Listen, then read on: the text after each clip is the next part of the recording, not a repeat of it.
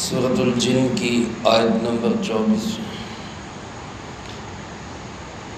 الحمدللہ وکفیٰ وسلام علی عبادہ الذین اصطفیٰ خصوصاً علی سید الرسل وخاتم الانبیاء وعلى آلہ واصحابہ الاتقیاء۔ اما بعد فاعوذ باللہ من الشیطان الرجیم بسم اللہ الرحمن الرحیم۔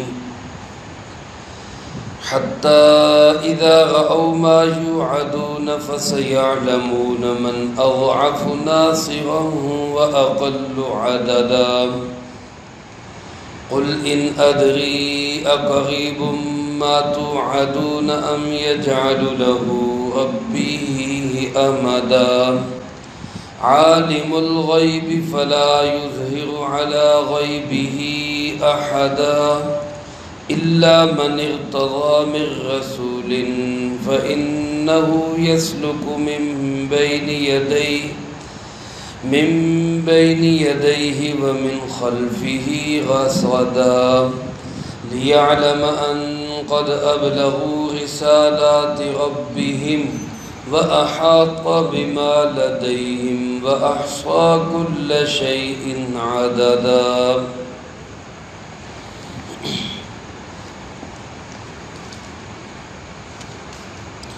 سورۃ الجن کی آخری آیات ہیں۔ ان آیات مبارکہ میں اللہ رب العالمین نے قیامت کا بھی ذکر کیا اور جناب محمد کریم صلی اللہ علیہ وسلم کی رسالت کا بھی ذکر کیا، اور خاص طور پہ اس بات کو بیان فرمایا کہ غیب کو جاننے والا وہ صرف اللہ ہے۔ اللہ رب العالمین ارشاد فرماتے حتی اذا رأوا ما یوعدون، ایک وقت آئے گا جب یہ لوگ دیکھیں گے اس چیز کو جس کا ان سے وعدہ کیا گیا، یعنی قیامت یا عذاب الہی۔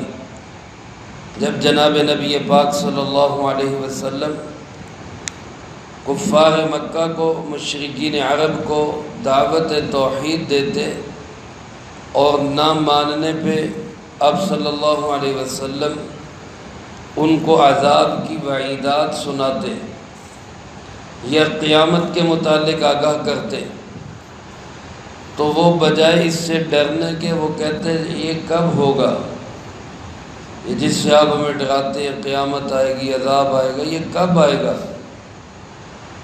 اللہ رب العالمین نے اسی کا تذکرہ کرتے ہوئے فرمایا جب یہ لوگ اس چیز کو دیکھیں گے جس کا ان سے وعدہ کیا گیا، یعنی عذاب یا قیامت، تو فرمایا فَسَيَعْلَمُونَ مَنْ أَضْعَفُ نَاصِرًا، پھر ان کو لگ پتہ جائے گا کہ کس کے مددگار کمزور ہیں، وَأَقَلُّ عَدَدًا، اور تعداد میں کم ہیں۔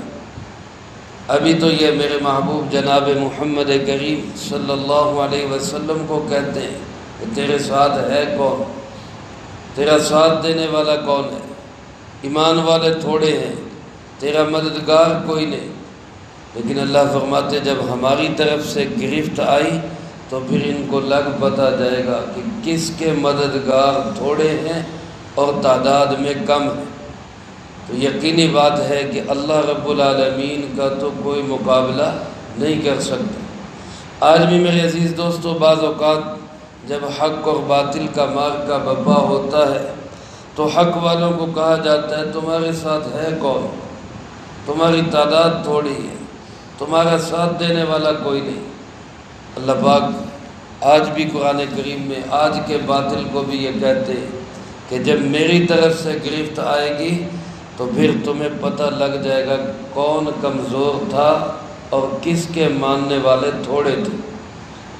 اللہ پاک ارشاد فرماتے ہیں قل ان ادری، اے پاک پیغمبر صلی اللہ علیہ وسلم آپ فرما دیجئے، ان لوگوں سے آپ فرما دیجئے کہ اگر وہ چیز قریب ہو جس کا تم سے وعدہ کیا گیا ہے، یا اللہ پاک اس کے لیے کوئی طویل مدت بنا دے، میں تو اس کو نہیں جانتا۔ میں تو صرف اللہ کا پیغام پہنچانے کے لیے آیا ہوں، وہ میں پہنچا رہا ہوں۔ تمہاری گرفت کب ہوگی، پکڑ کب ہوگی، موت کب آئے گی، قیامت کب آئے گی، اس کا علم صرف کس کے پاس ہے؟ اللہ کے پاس۔ میں نہیں جانتا۔ اقریب ما توعدون، جس کا تم سے وعدہ کیا گیا ہے وہ قریب ہے، ام یجعل لہ ربی امدا، یا میرے پروردگار نے اس کے لیے کوئی طویل مدت بنا دی۔ یہ وہی جانتا ہے۔ مجھے تو اس نے جو پیغام دے کے بھیجا، میں وہ پیغام پہنچا رہا ہوں۔ کس پہ، کس موقع پہ کس کی گرفت ہونی ہے، کس نے پکڑے جانا ہے، کس کی موت آئے گی، کس پہ عذاب آئے گا، یہ سارا علم کس کے پاس ہے؟ اللہ رب العالمین کے پاس ہے۔ فرمایا عالم الغیب، وہی ہے غیب کو جاننے والا۔ اللہ رب العالمین کی طرف غیب کی نسبت ہمارے اعتبار سے ہے۔ جو چیز ہمارے اعتبار سے غیب میں ہے، اللہ اس کو بھی جاننے والا ہے، ورنہ اللہ کے لیے تو کوئی چیز پردہ غیب میں ہے ہی نہیں۔ تو جو چیز انسانوں کو، انبیاء علیہ السلام کو، صحابہ اکرام رضی اللہ تعالیٰ عنہ مجمعین کو، فرشتوں کو نظر نہیں آ رہی، ان کے لیے غیب میں ہے، میرے آپ کے لیے غیب میں ہے، اللہ پاک اس کو بھی بہت اچھی طرح جاننے والے ہیں۔ فرمایا ایسے عالم الغیب ہیں کہ فلا یظہر علی غیبہ احدا، اپنے غیب پر کسی کو بھی مطلع نہیں کرتے، اللہ کسی پہ ظاہر نہیں کرتے۔ میرے عزیز دوستو، یہاں دو چیزیں ہیں، ان کو سمجھ لینا چاہیے۔ نہ سمجھنے کی وجہ سے بعض لوگ مغالطے میں پڑ جاتے ہیں۔ ایک ہے علم غیب اور ایک ہے خبر غیب۔ علم غیب اس کو کہتے ہیں جو بغیر کسی بتانے والے کے، بغیر کسی خبر دینے والے کے خود معلوم ہو، خود جانتا ہو، اس کو کہتے ہیں علم غیب۔ اور یہ جو علم غیب ہے یہ صرف اللہ رب العالمین ہی جانتے ہیں، اللہ کے سوا کوئی نہیں جانتا۔ اور ایک ہوتی ہے غیب کی خبر، خبر غیب۔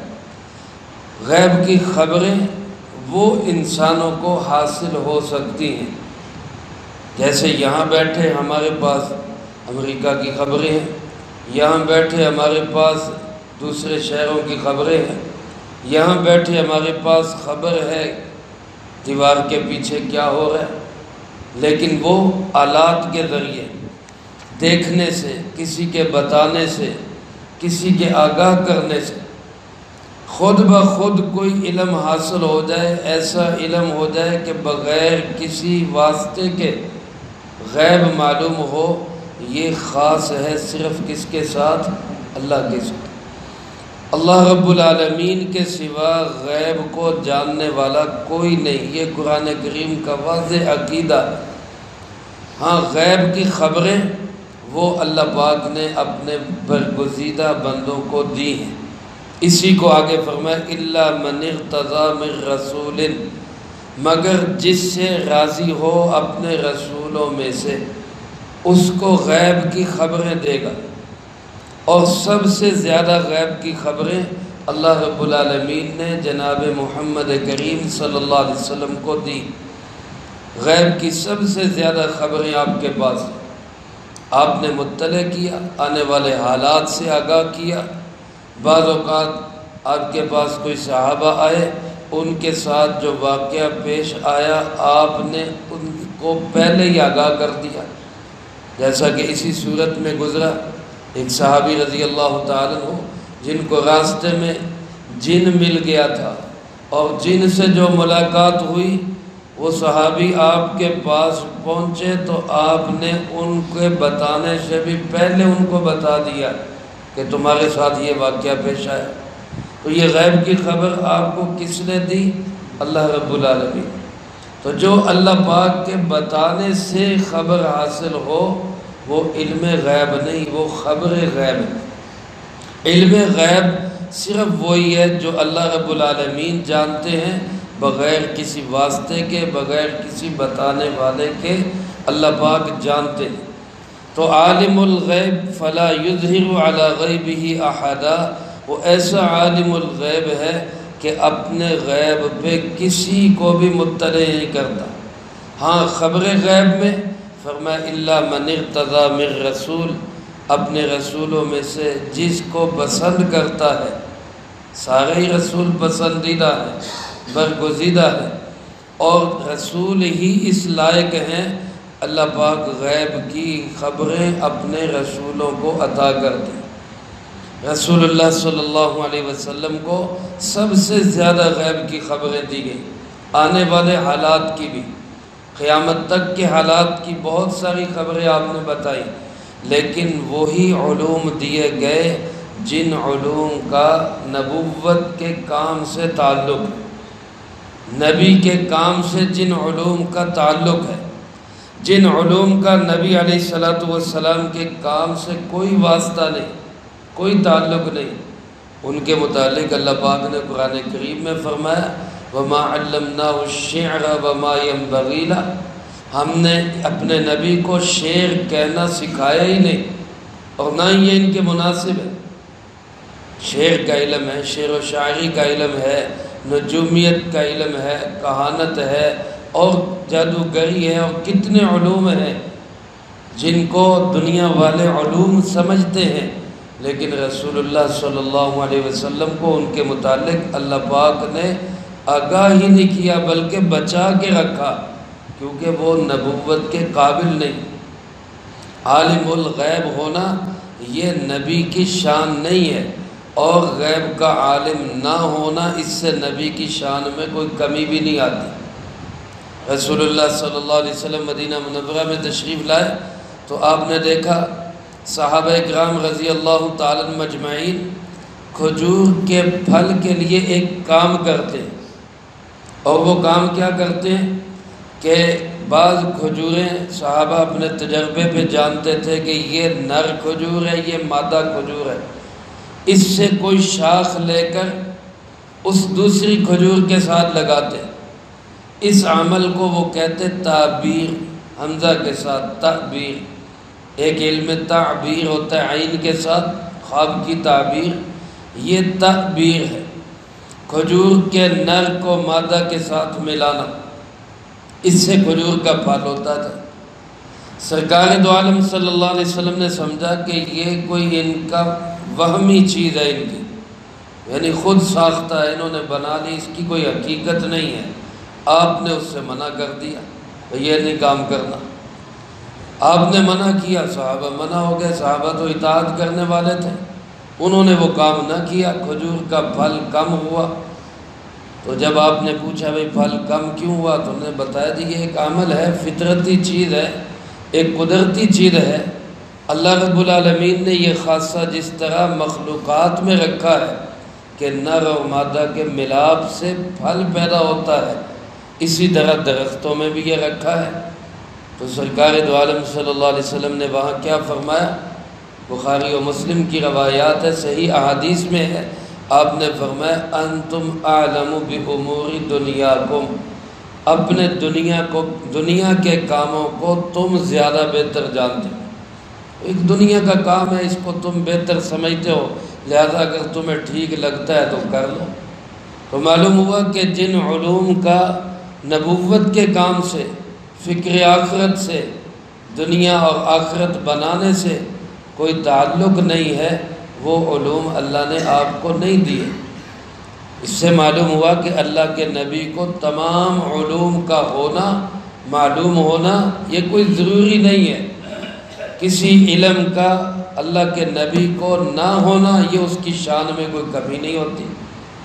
آج کل بعض لوگ مولویوں پہ بھی اسی طرح اعتراض کر دیتے ہیں جی انہوں نے اے نہیں آتا، انہوں نے او نہیں آتا۔ یہ ساری چیزیں ایک بندے کو معلوم ہونا یہ تو اللہ کے نبی کو بھی ضروری نہیں ہے، ایک عام آدمی، ایک عالم دین، اس کے لیے یہ کہاں ضروری۔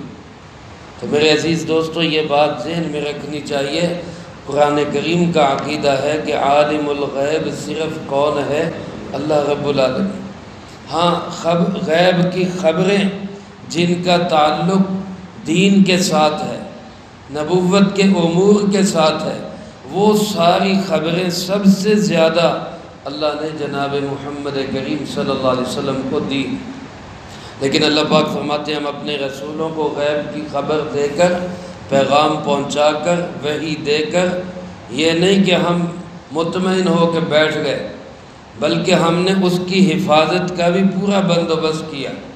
فرمایا فَإِنَّهُ يَسْلُكُ مِن بَيْنِ يَدَيْهِ وَمِن خَلْفِهِ رَصَدًا۔ جس رسول کو ہم وحی کا پیغام دیتے ہیں تو پھر اس کے آگے پیچھے یعنی ہر طرف سے پہرے دار اس کے ساتھ کرتے، تاکہ پیغام خدا بندی میں کوئی رخنہ اندازی نہ ہو، کوئی اس شیطانی عمل اس میں کار فرما نہ ہو جائے، پہرے دار ساتھ ہوتے۔ تفاسیر میں لکھا ہے رسول اللہ صلی اللہ علیہ وسلم کے ساتھ بھی 4 فرشتے پہرے کے طور پہ آپ کے ساتھ ہوتے تھے، تاکہ اللہ کی طرف سے جو پیغام آئے اس پیغام میں کسی قسم کی کوئی خلل اندازی نہ ہو سکے۔ اور اللہ پاک فرماتے ہیں یہ پہرے دار ہم اس لیے بھی ساتھ رکھتے ہیں لِيَعْلَمَ أَن قَدْ أَبْلَغُوا رِسَالَاتِ رَبِّهِمْ، تاکہ ہم ظاہر کر دیں، دنیا کو بتا دیں، پتہ چل جائے سب کو کہ میرے نبیوں نے اپنے رب کا پیغام پورا پہنچا دیا، اس میں کوئی کمی نہیں کی۔ تمام انبیاء علیہ السلام نے فریضہ رسالت کی ادائیگی کا حق ادا کیا، اس میں کوئی کمی کوتاہی نہیں کی۔ بہت سارے لوگ انبیاء علیہ السلام کے متعلق عقیدہ رکھتے ہیں، خاص طور پہ حضرت یونس علیہ السلام کے متعلق مودودی صاحب نے لکھ بھی دیا کہ فریضہ رسالت کی ادائیگی میں ان سے کوتاہی ہو گئی تھی، اس لیے اللہ نے آزمائش میں مبتلا کر دیا۔ یہ بات بالکل غلط ہے۔ اللہ کے نبی فریضہ رسالت کی ادائیگی میں کوئی کوتاہی نہیں کرتے، لیکن چونکہ مودودی صاحب بہت اچھے ذہین آدمی تھے، صحافی تھے، لکھاری تھے، لیکن علماء سے، کسی ادارے سے، کسی صحیح عالم دین سے علم حاصل نہیں کیا تھا، صرف کتابی علم تھا، اس لیے تفسیر میں بہت ساری غلطیاں بھی کر گئے۔ اس لیے کہتے ہیں اہل علم کا تعلق بھی ضروری ہے، کتاب کا آنا بھی ضروری ہے، علماء کا تعلق بھی ضروری ہے۔ لہذا یہ بات ذہن میں رکھنی چاہیے، کسی بھی نبی علیہ السلام نے فریضہ رسالت کی ادائیگی میں کوئی کوتاہی نہیں کی۔ اللہ پاک فرماتے ہیں ہم پہرے دار بٹھاتے، دنیا والے جان جائیں اللہ کے نبیوں نے اپنے رب کا پیغام صحیح پہنچا دیا۔ وَأَحَاطَ بِمَا لَدَيْهِمْ، اور اللہ فرماتے ہیں ہم نے ان کو گھیرے میں لیا ہوتا ہے۔ یہ پہرے دار بھی ہمارے گھیرے میں ہوتے ہیں، ہماری نگرانی میں ہوتے ہیں۔ وَأَحْصَى كُلَّ شَيْءٍ عَدَدًا، اور ہر چیز کو ہم نے گنتی کر کے محفوظ کر رکھا ہے۔ ایسا نہیں کہ کوئی چیز ہمارے علم سے، احاطے سے باہر ہے، سب کچھ بطور گنتی، کوانٹیٹی اللہ رب العالمین کے احاطہ علم کے اندر ہے۔ لہذا مقصد کیا ہے کہ انسانوں تم بھی رب کے پیغام پہ یقین رکھو، موت سے پہلے اس کو تسلیم کرو تاکہ تمہاری دنیا بھی اچھی ہو، آخرت بھی اچھی ہو۔ اور اگر پیغام خدا بندی سے کو ٹھکراؤ گے اور اس کا مقابلہ کرو گے تو دنیا میں بھی تباہی تمہارا مقدر ہوگی، آخرت میں بھی رسوائی تمہارے حصے میں آئے گی۔ اللہ پاک مجھے آپ کو سب کو اپنے پیغام کو تسلیم کرنے کی اور اس کے مطابق اپنی زندگی بنانے کی توفیق نصیب فرمائے۔ جو کچھ کہا سنا اس کو زندگی میں لا کے دوسروں تک پہنچانے کی توفیق عطا فرمائے۔ آج اسلامی سال کا آخری دن ہے، اپنا محاسبہ کرنے کی بھی ضرورت ہے کہ پورے اسلامی سال کے اندر ہم نے کیا کھویا اور کیا پایا، اور اس عزم اور جذبے کی بھی ضرورت ہے کہ انشاءاللہ العزیز آج مغرب سے جو نیا اسلامی سال شروع ہوگا، اللہ کرے اللہ پاک اس کو اسلام کی سربلندی کا سال بنائے، اور ہم اس سال میں اپنی توانائیاں، اپنی صلاحیتیں اسلام کے لیے، رسول اللہ صلی اللہ علیہ وسلم کے دین کے لیے، شریعت کے لیے پہلے سے زیادہ ہم صرف کریں گے، اپنے آپ کو بھی درست کریں گے، اللہ کی زمین پہ اللہ کے نظام کے لیے بھی انشاءاللہ ہم جد و جہد اور کوشش کریں گے۔ اللہ ہم سب کو اس کی توفیق نصیب فرمائے۔ اللہم انت السلام و منک السلام، تبارکت ربنا و تعالیت یا ذا الجلال والاکرام۔ اللہم اعنا علی ذکرک و شکرک و حسن عبادتک۔ اللہم احسن عاقبتنا فی الامور کلها واجرنا من خزي الدنيا وعذاب الآخرة۔ اللهم باقية كباقية الوليد، اللهم استر عوراتنا وآمن روعاتنا، اللهم إنا نجعلك في نحورهم ونعوذ بك من شرورهم، اللهم اكفنا بحلالك عن حرامك وأغننا بفضلك عمن سواك، اللهم اكفنا كل مهم من حيث شئت ومن أين شئت، رب اغفر وارحم وأنت خير الراحمين، رب ارحم